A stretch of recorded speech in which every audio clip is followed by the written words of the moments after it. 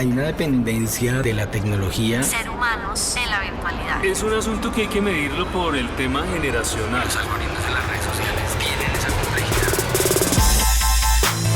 Hemos llegado a un punto en el que pasamos más tiempo frente a las pantallas que frente a las personas. Y eso tiene efectos perturbadores que no solemos percibir. Zygmunt Bauman. Un espacio para comprender la época actual a través de la relación del ser humano con las pantallas. 13 presenta Entre Pantallas.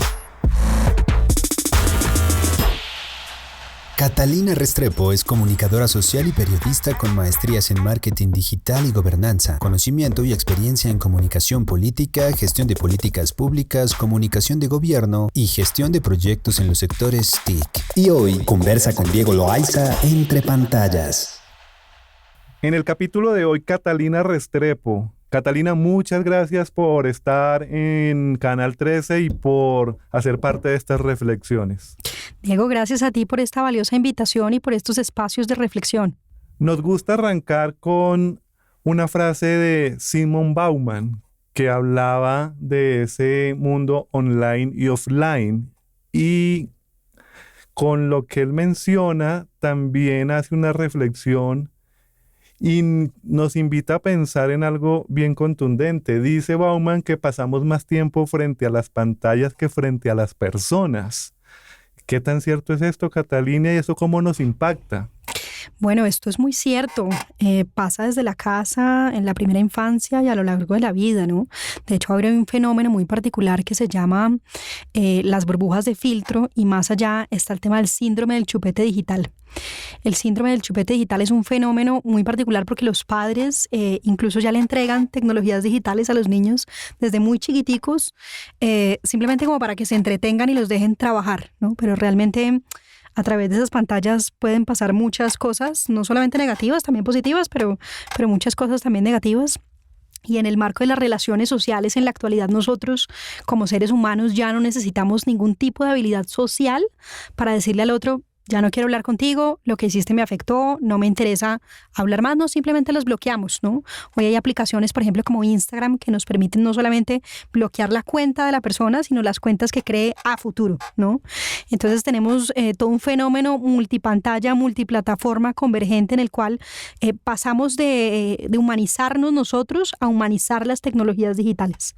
Pasamos de utilizarlas a confiar en ellas. Y ese vivir en ese entorno digital y en esa realidad entre pantallas, que es lo que pensadores como Byung-Chul Han llama la infoesfera, también nos lleva a repensarnos, en el sentido que pareciera que la manipulación hoy no es por falta de información, sino por demasiada información. Es decir, hablamos de una hipercomunicación. Esa hipercomunicación, ¿qué tanto nos impacta? Además, entendiendo que pareciera que esa misma hipercomunicación lo que quiere es volvernos uniformes, homogeneizarnos. ¿Cómo ves tú ese fenómeno, Catalina? Bueno, Diego, lo veo desde varias perspectivas. La primera, hay un libro muy precioso, aparte de ese de la infoesfera. Byung-Chul Han tiene muchos, pero digamos el postulado principal de la sociedad del cansancio es cómo nosotros en la actualidad nos autoexplotamos para sentirnos autorrealizados. Y hablando del tema de los contenidos, es una sobrecarga cognitiva en la que estamos, porque hay tanto volumen de información, de tantos datos, de tantas cosas, que ya ni siquiera sabemos a qué ponerle atención o a qué no, qué es verdad o qué es mentira, qué es discurso de odio o qué es información o qué es desinformación. Entonces lo que hacemos simplemente es consumir y consumir y consumir. De hecho, en el enjambre, Byung-Chul Han, él dice: ya no necesitamos ni siquiera que los gobiernos nos censuren. Ya no necesitamos que nadie nos censure. Nosotros mismos nos censuramos. Nosotros hacemos entre nosotros tanto ruido que ya no hay necesidad de que absolutamente nadie venga y nos censure, como pasa en China. Entre nosotros mismos, con tanto volumen de información y con tantos datos, ya no sabemos a qué ponerle atención. Por eso la economía de la atención cada vez es más escasa en las plataformas digitales. Hagamos ese ejercicio, Catalina, entonces, de imaginarnos ese futuro, de predecir lo que viene, entendiendo además que ya estamos hablando de pantallas Second Life, donde tenemos esas otras vidas en el universo digital que ya tenemos un metaverso en donde existimos, en donde tenemos un Internet de las cosas, una velocidad 5G. ¿Hacia dónde vamos, Catalina? ¿Qué se nos viene? Bueno, se nos vienen unos cambios muy grandes, porque nuestro trabajo, nuestras relaciones sociales, nuestra familia, nuestros amigos, nuestros vecinos, nuestros conocidos y todas y todos estarán inmersos en un mundo que, como tú muy bien lo dijiste, desdibuja lo que es real y lo que no es real, porque esa será nuestra realidad.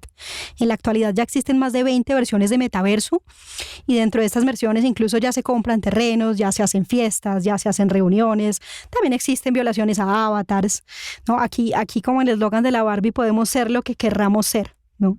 Y eso tiene mucho que ver con cómo nosotros nos vamos a relacionar a futuro y cómo esas relaciones que ya en la actualidad en la web 4.0 son volátiles, son cambiantes, son líquidas.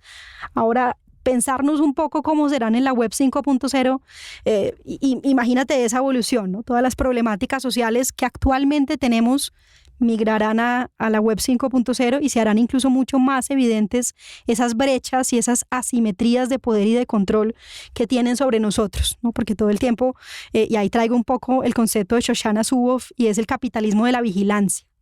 Cómo cada uno de nosotros, cada acción que hace en redes sociales está vigilada por un algoritmo y cómo eso predice el comportamiento futuro del humano, ¿no? Entonces, ahí volvemos al tema de humanizar la tecnología digital y deshumanizarnos a nosotros.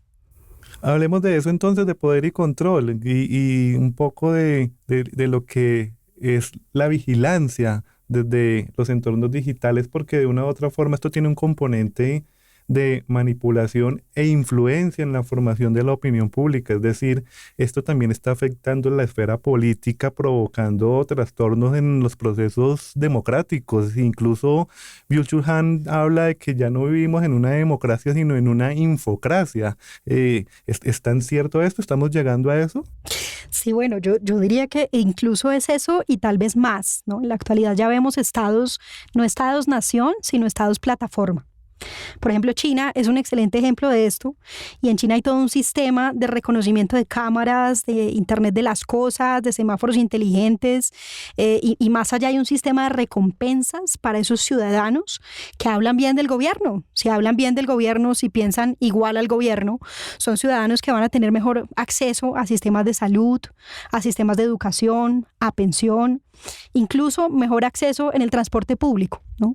Pero si hay un usuario o hay un ciudadano que piensa diferente, que no está de acuerdo con una política pública o que no está de acuerdo con un gobernante, automáticamente es descalificado de ese sistema de dádivas y precisamente tendrá, digamos, otro tipo de situaciones particulares en las cuales no se va a ver muy bien beneficiado y no va a estar muy bien posicionado en los ojos del gobierno. Catalina, quisiera entenderte entonces de qué bando estás tú. Hay un grupo que ven las nuevas tecnologías como una oportunidad. Hay otro grupo que las ves como perjudiciales. Tal vez, parafraseando a Humberto Eco, ¿estás del lado de los apocalípticos o del lado de los integrados? ¿En qué lado estás? Bueno, yo tiendo un poco más a los apocalípticos. Sí, a los apocalípticos. ¿Nos perjudica la tecnología? Sí, un poco más. Es decir, la tecnología nos une, pero más que nos une, nos divide en muchos casos. Y en la actualidad todavía no hemos visto esa web inmersiva. Todavía tenemos una vida offline y estamos afuera y compartimos con la familia y comemos, así sea con el celular en la mano, pero estamos, digamos, mezclando ese entorno online y offline, ¿no?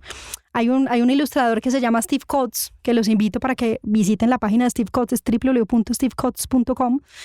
Tiene unas ilustraciones preciosas de cómo él se imagina, tal vez un poco apocalípticas, pero posiblemente ciertas, de cómo él se imagina el futuro de la web, ¿no? Entonces son las personas con sus gafas, con sus óculos, todo el tiempo metidas y con una sonda alimentando su cuerpo, ¿no? Que es lo que queda en el mundo offline, porque todo lo demás ya está en el mundo online, ¿no? Los avatars, en la actualidad hay muchas personas que lo que hacen es trabajar en el mundo offline muchísimo, ¿sí? Para conseguir dinero y comprar cosas para sus avatars, porque entonces, así como en el mundo offline es diferente tener un Renault 4 a un Audi, o es diferente vivir en Ciudad Bolívar que en Rosales, en el metaverso también es diferente tener un accesorio que otro, o tener una propiedad en un lugar que otro, ¿no? Entonces, hay un autor que a mí me encanta que se llama Cristóbal Cobo, que tiene un libro que también invito a que lo lean. El libro se llama Acepto las condiciones, usos y abusos de las tecnologías digitales.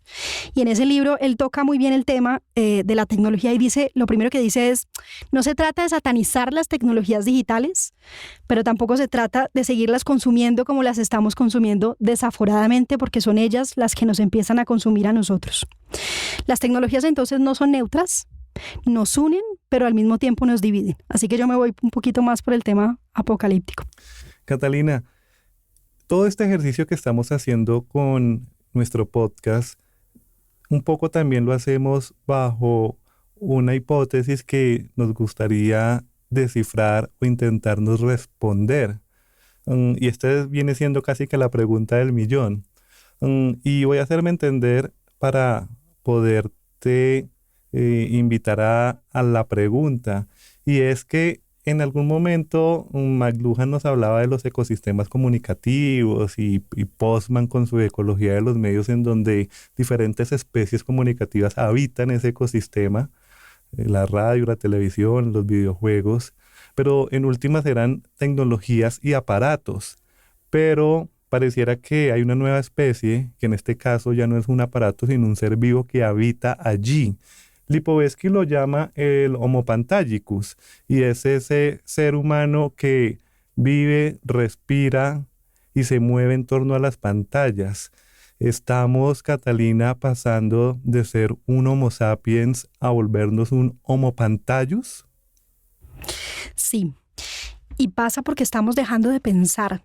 Ni siquiera las operaciones matemáticas simples que antes hacíamos las hacemos. Ahora sacamos la calculadora y ahora preferimos que el algoritmo elija por nosotros, porque creemos que va a elegir mejor, porque creemos que va a elegir lo que mejor nos convenga, ¿no? Hablando de McLuhan siempre nos decía, el medio es el mensaje, ¿no? Y más allá nos decía, los medios son una extensión de nuestro cuerpo, de nuestro sistema nervioso central.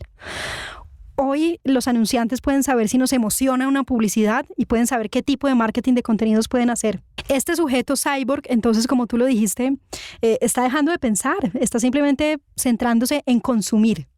Por eso modelos como el de TikTok son tan exitosos, porque yo consumo muchos contenidos en el menor tiempo posible, ¿no? Entonces lo que hago es simplemente entretenerme, ¿no? Es la forma, la gente llega cansada de su trabajo y lo primero que hace es abrir TikTok y el tiempo se les va como agua, ¿no? Ahí volvemos al concepto de lo líquido, de la modernidad líquida y de cómo todo pasa y pasa y pasa y pasa y es efímero y no nos quedamos con nada, ¿no? Entonces, finalmente estos cyborgs, hay un concepto también muy particular a este de los cyborgs que se llama los smartphone zombies, y es como eso es lo que hacemos siempre. Lo primero que hacemos al levantarnos es coger el celular y lo último que hacemos antes de dormirnos es coger el celular. Hay una película preciosa, Diego, que a mí me encantaría conversar un momentico sobre ella, que se llama Hair, dirigida por Spike Jonze. Y en esta película vemos cómo Theodore, que es el personaje principal, se enamora de su iOS, de Samantha, y tienen una relación muy particular. Entonces uno se empieza a preguntar, ¿es amor? ¿No es amor? Uno podría llegar a sentir amor por una tecnología digital. ¿Hasta qué punto uno se puede conectar con esa tecnología digital? Porque claro, la tecnología te va a dar siempre más de lo que sea que tú quieras que te dé más, ¿no? Es decir, es un modelo de amor personalizado. Aquí ya no tenemos que lidiar con otro tipo de problemáticas que son más complejas, más humanas, y lo que hacemos entonces, volvemos, es deshumanizarnos a nosotros y empezamos a humanizar y a confiar en las tecnologías digitales. Nos quedamos con esa recomendación, Catalina, de ver Hair con Joaquín Phoenix, y podríamos quedarnos aquí horas hablando. De verdad, Catalina, ha sido un placer hablar contigo, poder reflexionar sobre estos temas, poder entender un poco la sociedad actual a través de esos entornos digitales y la relación ser humano con las pantallas. Gracias por estar en Canal 13. Gracias a ustedes por estos espacios que promueven el pensamiento crítico en el uso de las tecnologías digitales. Gracias, Diego. Entre pantallas. Dirección y conducción, Diego Loaiza. Producción, Diana Rincón. Ingeniería de sonido, David Puentes. Una producción de Canal 13. Copyright 2022. Este programa fue financiado a través del Fondo Único de las Tecnologías de la Información y las Comunicaciones, MINTIC.